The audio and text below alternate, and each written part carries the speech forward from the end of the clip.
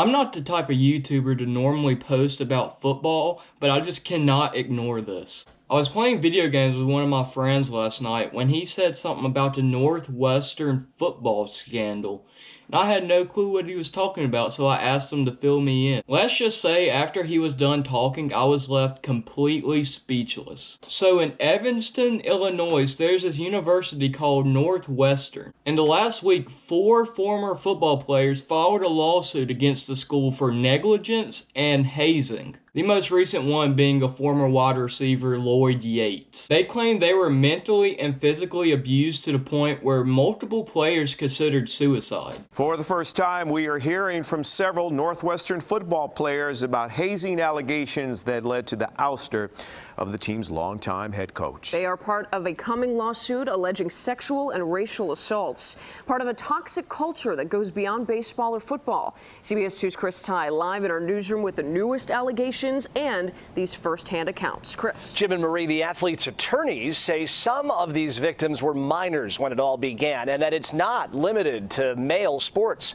Players who say they had to comply to survive in the program.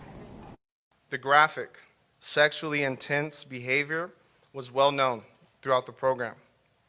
We were physically and emotionally beaten down, and some players have contemplated suicide as a result.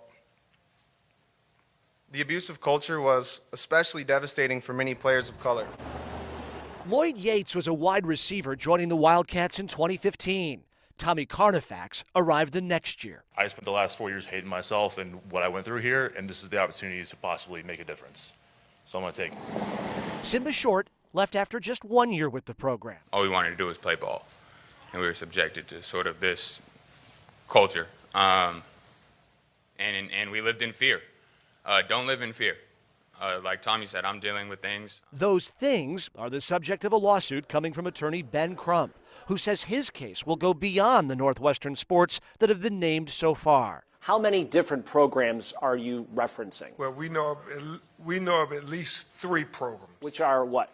Football, baseball, and softball. The football players may have been the ones to come out, but this has been happening to different sports too. I can't imagine what the girls on the softball team went through and how uncomfortable they felt. These kids went to college in hopes of bringing their talent to the next level, but all they get is sexually abused. People may not understand why they went along with this, but people have to realize playing time is everything for a sports player. They only have so long in college, and if they don't get to play, it'd all be for nothing. No playing time means no stats. No stats means no NFL or any other professional league. They say the university sports programs creates a brainwashing environment that normalizes abuse. I'm about to talk about some of the things the players went through, so I'm going to go ahead and throw out a major trigger warning. I'm reading a list on my phone of what all they went through, but it says, while they were at camp, they were forced to do naked rope swings, naked pull-ups, naked center-to-quarterback exchange, naked one-on-one drills, and naked pass rush drills. It was said that Coach McPherson did nothing to stop this and was actually involved. They said Coach McPherson once pulled up a player's girlfriend's Facebook page and put it on the big screen and started asking inappropriate questions about their relationship. They also described hazing, which is what they refer to as running, which a player was held down and basically dry humped. Now, I know a hell of a lot about football. I even have these motherfuckers' championship rings. I will say the locker room did get pretty crazy, but not once did we try to fuck each other in the ass. There was one incident where a player laid his dick on a sleeping player's forehead, but this is way worse than that. Anyway, that's all the information I have of right now. The coach did get fired. I'm so happy about that.